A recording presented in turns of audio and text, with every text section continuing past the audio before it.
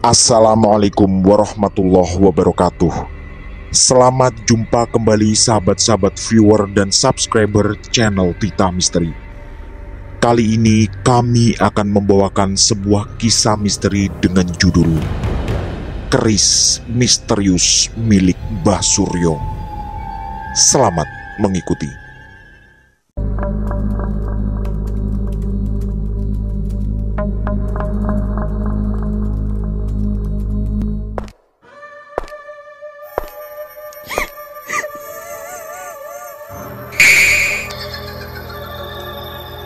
Jangan pernah mengikuti kisah ini sendirian. September 1986. Hari itu, Bambang mempersiapkan sebuah perjalanan yang diyakini akan sangat menarik. Setelah mandi, dia segera berganti baju dan mempersiapkan pakaian untuk dimasukkan ke dalam tas. Rencananya, dia akan berangkat ke Klaten menemui seorang tua bernama Mbah Suryo. Bulan lalu, Bambang ngobrol di rumahnya cukup lama. Walau hanya sekali ngobrol, tapi Bambang sangat terkesan pada beliau, termasuk topik yang sedang dibahas di sana, yaitu tentang aneka pusaka zaman dulu. Selain itu, lengkap dengan kisah-kisah pengantar yang tak jarang bernuansa sangat mistis. Ketika itu, Bambang diperkenalkan oleh Lukito, salah satu teman kuliahnya yang kebetulan tinggal sedesa dengan Mbah Suryo. Sejak kecil, Bambang selalu punya ketertarikan khusus terhadap barang-barang antik. Konon, hal itu diwarisi dari sang kakek buyut yang kabarnya punya kemampuan gaib, dan bahkan beliau cukup disegani sebagai seorang dukun. Kakek dan bapaknya tidak terlihat mewarisi kesukaan itu, sampai akhirnya menurun ke Bambang sebagai cicit. Karena kedekatan emosional dengan Lukito, Bambang pun dulu sering bercerita tentang kehidupannya, termasuk kesukaannya pada barang antik.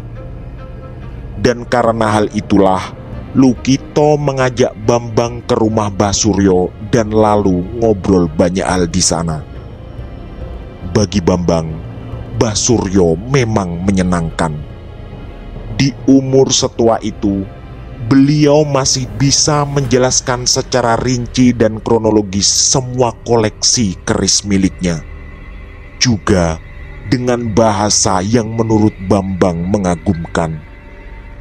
Terkadang beliau juga menyisipkan cerita-cerita gaib yang seringkali terlibat ketika mendapat pusaka-pusaka itu.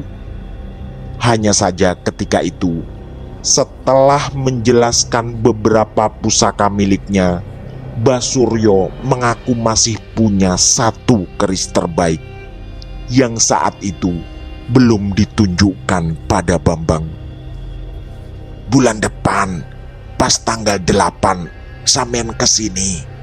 Nanti tak tunjukkan barangnya, ucap Mbah Suryo sambil tersenyum kala itu. Awalnya Bambang kecewa. Pasti seharusnya mudah menunjukkan keris terbaik itu di tengah-tengah obrolan tadi. Dan lagi, Bambang juga cukup lama di sana. Tapi setelah menganalisa kembali, akhirnya Bambang justru mengartikan itu sebagai sebuah isyarat kehangatan dan kekeluargaan. Minimal agar Bambang berkunjung ke sana lagi dan silaturahmi tetap terjaga. Entah kenapa, sejak saat itu Bambang selalu teringat tentang Mbah Suryo. Beberapa hal dari beliau, termasuk caranya berbicara, sedikit banyak memang mengingatkan Bambang pada sang almarhum kakek yang meninggal sekitar 4 tahun yang lalu. Dan firasat Bambang mengatakan, Mbah Suryo memang mempunyai semacam karisma atau aura khusus, sehingga ada kerinduan luar biasa di hati Bambang untuk ke sana. Hanya saja Bambang ingin terlihat profesional, minimal dalam hal mematuhi kesepakatan. Jadi dia berusaha menahan keinginan ke sana sebelum tanggal yang ditentukan. Di tengah-tengah kesibukan kerja kantornya, Bambang pun mempersiapkan perjalanan kali ini. Dan karena Mbah Suryo memintanya datang tanggal 8 tepat di hari Minggu, maka saat itu Bambang langsung menyanggupi. Dengan bersepeda motor, Bambang pun berangkat dari rumahnya di Surabaya. Kali ini dia harus datang sendiri. Karena bulan lalu Lukito memang mengatakan bahwa dia tak bisa menemani. Karena ada acara di Jakarta tanggal 8 dan dia berangkat sehari sebelumnya. Di Jakarta, Lukito berencana menginap selama 3 malam. Karena ban sepeda motor sempat bocor dan beberapa kali singgah di jalan, sekitar jam 10 malam Bambang baru sampai di rumah Mbah Suryo. Rumah itu memang unik. Di sudut terpencil sebuah desa dengan hamparan sawah di kanan, kiri, dan belakangnya. Jarak dari tetangga terdekat pun cukup jauh, mungkin sekitar 200 meter. Tapi nuansa ketenangan memang sangat terasa ketika bulan lalu Bambang ke sana. Ternyata Mbah Suryo sudah menunggunya di kursi kayu panjang di depan rumahnya. Awalnya Mbah Suryo minta maaf karena tak bisa menyuguhkan kopi. Kata Mbah Suryo, istrinya sudah tidur. Dan Mbah Suryo sengaja menemui di depan rumah agar Bambang merasakan suasana malam di desa itu. Karena bulan lalu dia dan Lukito datang di siang hari. Bambang tentu tak mempermasalahkannya. Mbah Suryo ternyata sudah memegang keris di tangan kanannya. Kata beliau, inilah keris yang dijanjikan akan ditunjukkan bulan lalu. Bentuknya sedikit unik, tidak seperti puluhan koleksi keris yang ditunjukkan oleh Mbah Suryo saat itu. Dan kata Mbah Suryo, keris ini didapatkannya dari salah satu sahabat di lereng Merapi 30 tahun yang lalu. Bambang pun manggut-manggut sambil mengagumi keindahan keris ini. Tapi Bambang mulai merasakan keanehan. Angin yang tadi berhembus semilir kini terasa semakin kencang, tapi seperti berirama. Memang sulit dijelaskan, tapi perasaan Bambang mengatakan angin kali ini seperti dikomando oleh seseorang atau sesuatu sampai bisa seteratur ini. Di sisi lain, lambaian dedaunan juga memunculkan harmoni gerakan indah dan serasi. Hal seperti ini sebenarnya biasa, tapi entah kenapa perasaan Bambang tetap mengatakan ada yang istimewa dengan malam ini. Tak lama kemudian, mata Bambang menangkap sekelebat bayangan melintas yang tak jauh dari mereka berdua. Lagi-lagi, firasat dan perasaan yang berbicara. Bambang menduga yang barusan lewat adalah sesosok bayangan lelaki tua yang mungkin seumuran dengan Mbah Suryo. Sesaat kemudian, bayangan itu melintas lagi dan terulang entah 6 atau 7 kali. Dan setiap kali pengulangan, bentuk dan wajahnya menjadi semakin terlihat, walau tak sampai benar-benar jelas. Lagi-lagi Bambang menyimpulkan, itu adalah bayangan seorang lelaki tua. Tadinya dia merasa takut, tapi lalu menyadari bahwa di sebelahnya ada Mbah Suryo yang sedang memegang keris terbaiknya. Selain Mbah Suryo pasti punya kemampuan gaib, mungkin semua keanehan ini adalah semacam efek samping dari dikeluarkannya keris terbaik itu. Mbah Suryo sempat tersenyum kecil. Sepertinya beliau menyadari Bambang tadi ketakutan. Kemudian Mbah Suryo mengeluarkan penjelasan panjang yang mengagumkan. Kata beliau, sebagai umat beragama, kita tak boleh terjebak dalam keyakinan yang salah, termasuk pada barang-barang seperti keris. Kata Mbah Suryo, makhluk halus bisa tinggal di mana saja, termasuk di dalam barang-barang antik. Tapi untuk masalah permintaan dan doa, kita sama sekali tak boleh bergeser dari satu zat yang esa, yaitu Tuhan yang Maha Segalanya. Kata Mbah Suryo lagi, kalaupun ada barang-barang halus di dalam keris, itu hanya makhluk biasa seperti kita yang penuh keterbatasan.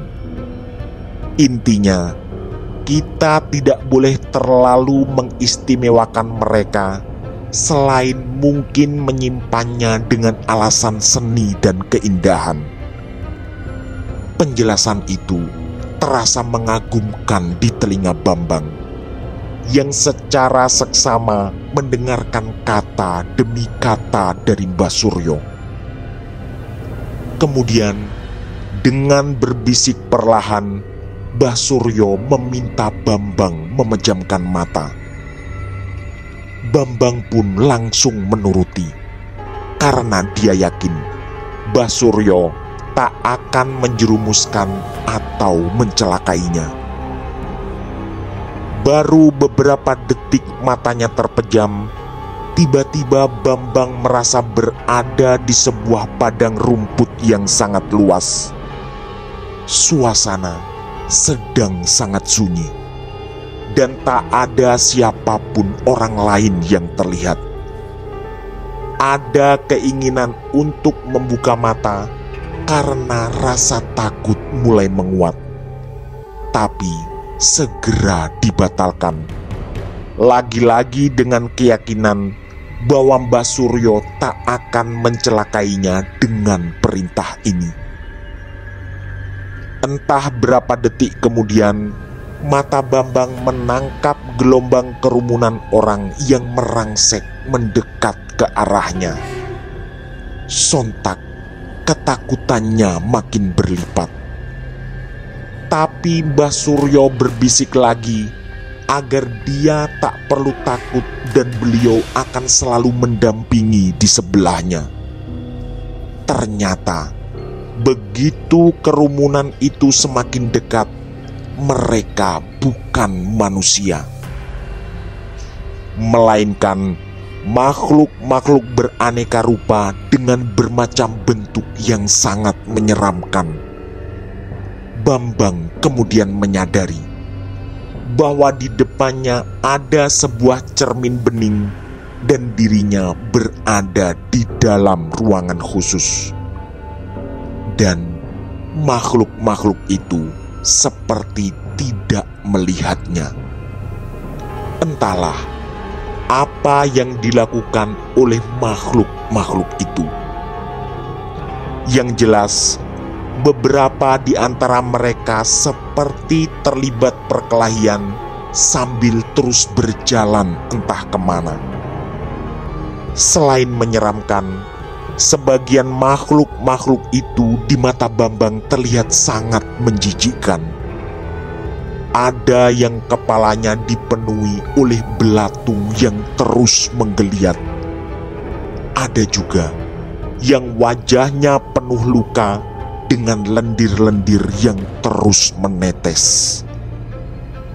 Di antara ratusan atau mungkin ribuan makhluk sangat aneh itu, ada satu yang sangat menyita perhatian Bambang, yaitu seekor babi yang kepalanya berubah-ubah dengan cepat. Sesekali, kepalanya terlihat sepenuhnya babi yang penuh luka, tapi terkadang terlihat berkepala manusia dan berwajah seseorang. Sepertinya wajah itu tak asing bagi Bambang.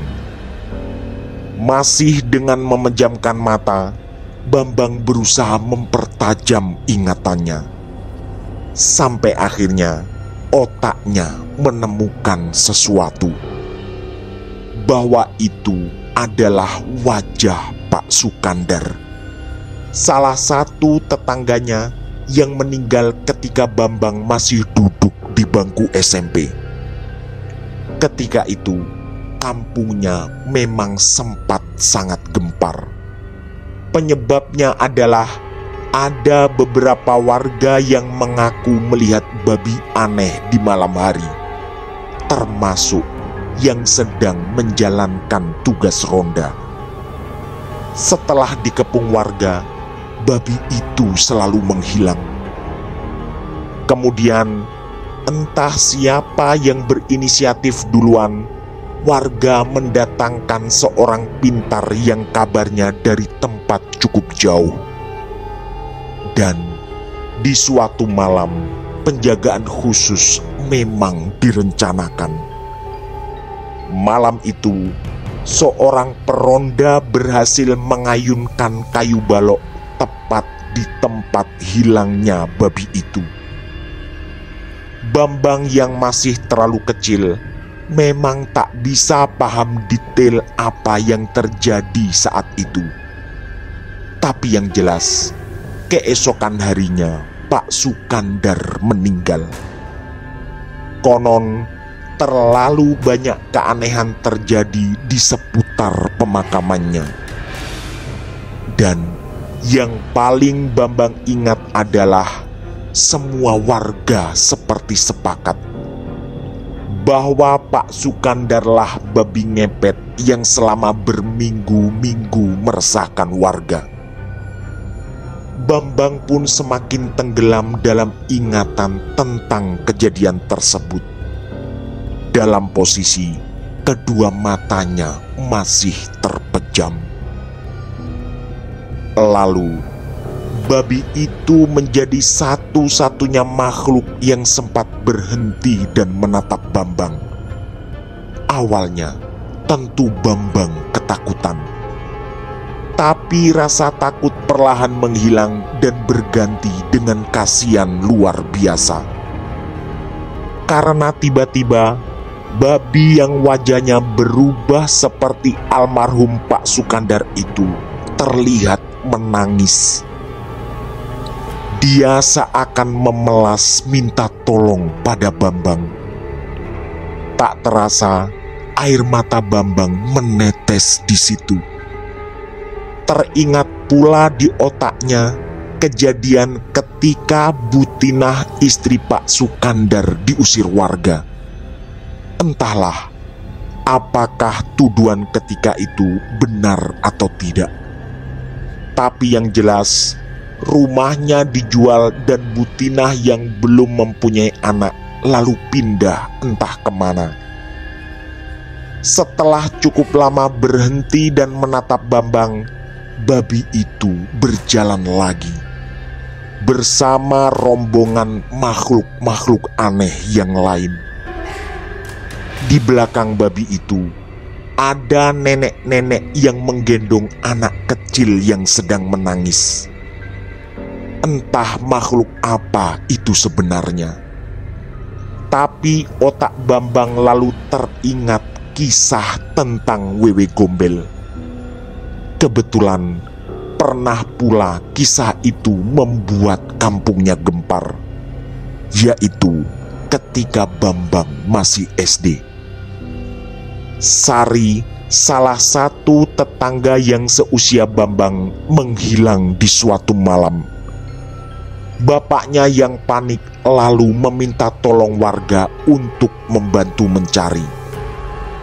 Yang masih lekat di ingatan Bambang adalah banyak orang membunyikan alat-alat dapur sambil terus memanggil nama Sari. Entah apa hubungannya, tapi yang jelas Sari kemudian ditemukan duduk linglung di bawah pohon mangga belakang rumahnya sekitar 2 jam setelah pencarian. Agak jauh di belakang nenek itu ada sesosok wanita berpakaian serba putih dan agak tembus pandang. Dia terlihat tertawa terkekeh. Lagi-lagi otak Bambang berusaha mengingat, dan dia pun sampai pada satu ingatan, bahwa mungkin makhluk itu adalah kuntilanak, yang memang selalu seperti itulah penggambarannya. Lalu, di antara banyak sekali makhluk aneh itu, ada yang juga mencuri perhatian Bambang, yaitu yang berjalan paling belakang. Dia adalah sesosok laki-laki tua yang terlihat disegani oleh makhluk-makhluk di depannya. Tubuhnya terlihat sehat, dan di antara yang lain, inilah yang sama sekali tak menakutkan. Bentuknya 100% manusia, hanya sayang wajahnya tak terlihat jelas. Dari tampilan, cara berjalan, dan juga ukuran tubuhnya, makhluk yang ini sangat mirip dengan Mbah Suryo. Masih dalam kondisi mata terpejam, Bambang tak paham apa arti dari ini semua. Tak lama setelah semua makhluk itu melintas, suasana kembali sunyi, dan Bambang merasakan pundaknya ditepuk. Begitu membuka mata, Mbah Suryo tersenyum kepadanya.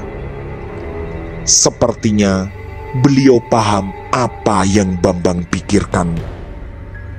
Tanpa ditanya, Mbah Suryo lalu memberi penjelasan bahwa apa yang baru dilihat Bambang sebenarnya hanyalah gambaran, bahwa di alam ini kita hidup berdampingan dengan beraneka makhluk lain, termasuk mereka yang tidak kasat mata. Maaf Mbah, tadi saya sempat melihat salah satu tetangga saya yang dulu dituduh pesugihan. Apa itu benar Mbah? Begitu tanya Bambang dengan penasaran. Lagi-lagi dengan bijak Mbah Suryo menjelaskan. Pertama, berprasangka buruk tentu bukanlah sesuatu yang baik. Selain itu, makhluk halus memang dibekali kemampuan khusus yang tidak dimiliki manusia, yaitu menyerupai seseorang. Tentu ini sama sekali bukan jawaban yang diharapkan, tapi Bambang merasa tenang mendengarnya. Mbah Suryo lalu berpesan agar Bambang selalu menjaga diri terhadap langkah-langkah apapun yang menyimpang, termasuk ambisi mengejar dunia yang membabi buta sampai mengorbankan aturan-aturan yang ada. Tak lupa beliau mengatakan bahwa pesugihan memang ada, tapi hanya ditempuh oleh manusia-manusia yang bodoh dan sesat. Setelah mengatakan itu, Mbah Suryo meminta maaf. Kata beliau, bukannya ingin mengusir Bambang, tapi karena ada acara sangat mendadak, Bambang dipersilahkan pulang ke Surabaya. Bambang pun mengangguk sopan. Tentu dia tak ingin mengganggu acara Mbah Suryo yang mendadak itu. Akhirnya, setelah mengucapkan terima kasih atas waktu yang diluangkan, Bambang pun segera pamit. Sebenarnya ada rencana untuk mencari penginapan terdekat, tapi Bambang tiba-tiba ingin segera pulang. Apalagi besok hari Senin dan dia harus masuk kerja. Dia pun bersepeda motor dan meluncur pulang ke Surabaya. Selama perjalanan, terngiang semua nasihat-nasihat bijak dari Mbah Suryo. Termasuk teringat pula pengalaman gaib aneh yang tadi dialaminya. Dia juga tak ingin ikut-ikutan tenggelam dalam tuduhan-tuduhan yang ada di kampungnya, yaitu tentang Pak Sukandar yang sudah lama meninggal, karena semuanya serba belum pasti.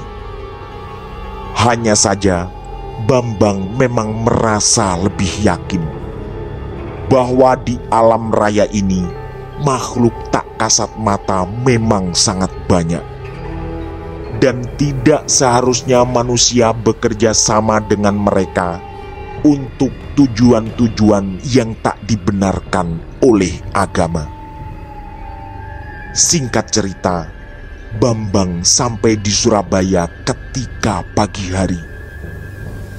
Ada rasa letih luar biasa, walau hatinya sangat puas dengan pertemuan singkat dan obrolan bersama Mbah Suryo.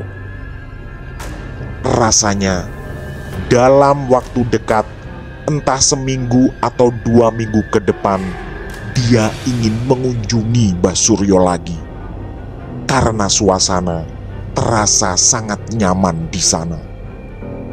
Tapi ada sesuatu yang mengejutkan. Sang ibu menyodorkan sebuah amplop berisi surat. Kata beliau, Pak Pos datang mengantar surat tak lama setelah Bambang berangkat ke Klaten. Ternyata surat itu dari Lukito dan bertanggal 4 September. Itu adalah 5 hari yang lalu. Di dalam surat, Lukito mengabarkan bahwa Mbah Suryo meninggal kemarin dan Bambang tak perlu berangkat ke Klaten. Sontak, semua tulang di sekujur tubuh Bambang terasa melemas. Sungguh tak diduganya, Mbah Suryo telah meninggal.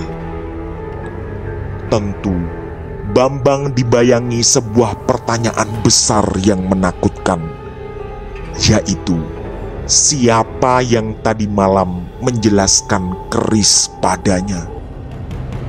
Dan apa hubungan pengalaman gaib ketika dia menyaksikan beraneka makhluk-makhluk yang aneh, termasuk seorang lelaki tua yang berjalan paling belakang?